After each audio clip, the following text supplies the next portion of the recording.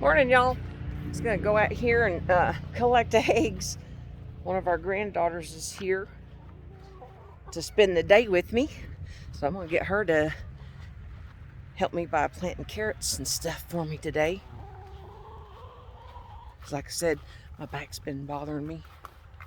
But she said I didn't collect eggs yesterday, so I know there's a lot. So I just wanted to show y'all. There we go. Bunch of eggs. Oh, we need to bring some more hay up in here too. Somebody done made a mess on those. But yeah. That's from 2 days, and I know, look, here's one over here. Is there people in here? And somebody, yeah, and they keep laying them back here too. Anyway. So, yeah, I just wanted to show everybody. Them chickens, whoop! Things flipping around on me. They lay really good, and they are about 18 months old now, so I'm hoping to get an incubator pretty soon because I know there's a couple roosters in this group, and I'd like to try to hatch me some out if possible. The incubator that we had several years back when we were hatching some out, it was one of those styrofoam ones from like Tractor Supply. It didn't really hold up but a couple of years, so I'm hoping maybe to get something that's not styrofoam, basically. And I did see a couple videos, people on YouTube, that they had, I think it was like Rustic Life, he had an incubator, and I was asking him about that. So I was checking into that, but it said all it did was hatch out chicken eggs. And I want to be able to hatch out some turkeys too whenever we get them next year. You know, I'm hoping that once they grow up, you know, I'm thinking long term, I'd like to be able to grow some of our own turkeys and not have to worry about getting them from the store anymore. So that's where we're at this morning with the chickens. I did order a shorter net because, like I was talking about in another one of my videos, this Premier One poultry netting, what the setup that we have out here is the 164 foot piece. And it's like 30 something pounds. It's too heavy for me, too much bulk to it for me to think that I'm going to be able to like try to move that around every other day or something. So I did order a shorter one. Sorry, I don't have a selfie stick. My arm's getting tired. But anyway, so I did get the shorter one ordered. It's like 100 foot. So I figure if nothing else, I can use it for like a 25 foot square round area. I'm hoping maybe come next year we can do some meat chickens. So I've got this winter to try to get me like a chicken tractor set up.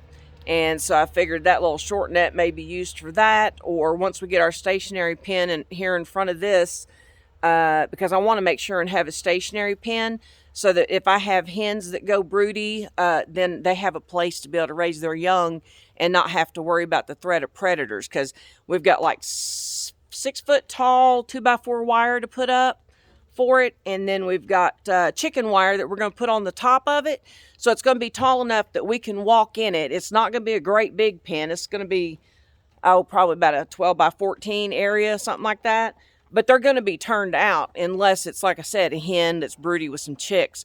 Then I'll keep those pinned up because we've got hawks, owls, you name it out here. We've got 20 acres of woods over here.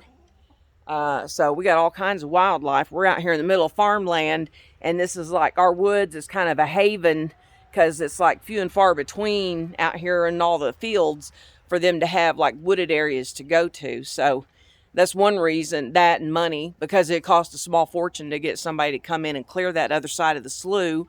And we kind of like having the woods too. So, but that's where we're at. I want to make sure that they're protected, and so we're going to have a stationary pen.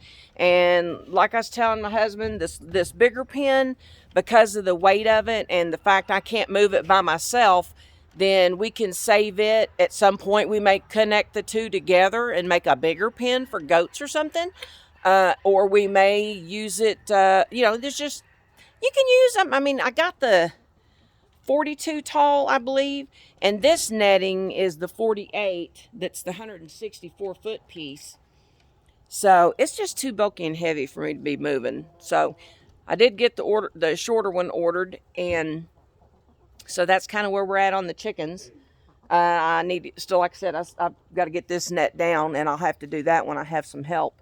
Ashlyn's here with me today, and so she's going to be planting in the garden for me. May get some little clips of her planting the seeds or something. I don't know, but maybe she can help me kind of get it cleaned up too.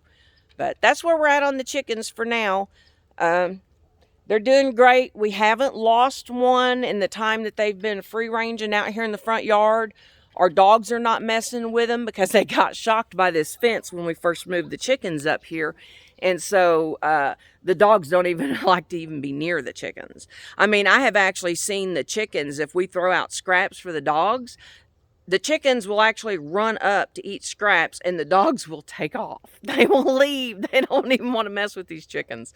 So that's a great thing about that. I hate that they had to get shocked, but it was a good lesson for them to learn not to mess with these chickens. So, because like I said, these dogs out here, it's been, oh gosh, it had probably been 5, 6 years, 7 years since we had chickens. And so all the dogs that are out here, they weren't here in that time. And so none of them really knew anything about chickens. And so I was really worried about that, especially a couple of them, because they like to play chase the delivery driver down the driveway, chase people, you know. So those are the ones really that are the worst. I've noticed the herding dogs, you know, border collies and Australians and shepherds and stuff like that. You know, it's just natural instinct that a dog wants to take off after something when it goes flapping and fluttering across in front of them. It's natural instinct to want to grab it. But it seems like those dogs that have that herding instinct, it seems like it would be, you know, if they're not raised with the chickens, and even some that are raised with them, I've seen some that raised with them still end up killing chickens. And that's not a good thing. You can't have a dog on the farm that's killing your livestock. Even though they say the whole thing about a farm and having livestock is pretty soon you're going to have dead stock. That's just part of it. It's a bad part of it, and it's a part that none of us ever want to see, but it's also a fact of life. You do have to deal with it at times. So that's just, you know, like I said, a fact of life. Sometimes things happen, and so I've just been really kind of, and that's why we moved the chickens. We used to have, I know one year we ended up with like 150 chickens, and we had guineas and ducks, and they were just running all over the place out here.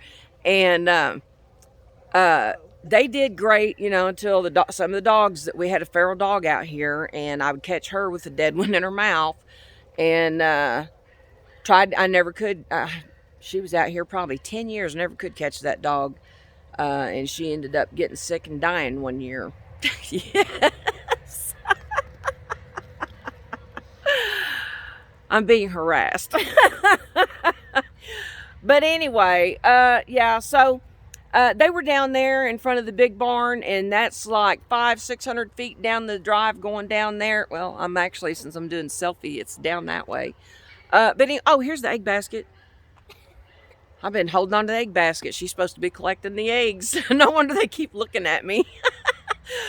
But anyway, and of course the dogs are all wound up about something around there now. But I just wanted to update y'all on that, on the chickens, and show y'all they are very good layers. These red sex links, I don't know if it's the way with all of them, but we have roosters, and I can't tell who's roosters, because we've got hens that have a pretty good sized comb, and they have that pretty good sized wattles, and nobody crows.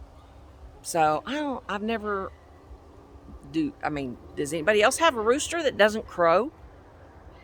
Is it just like a breed thing with them? I don't know.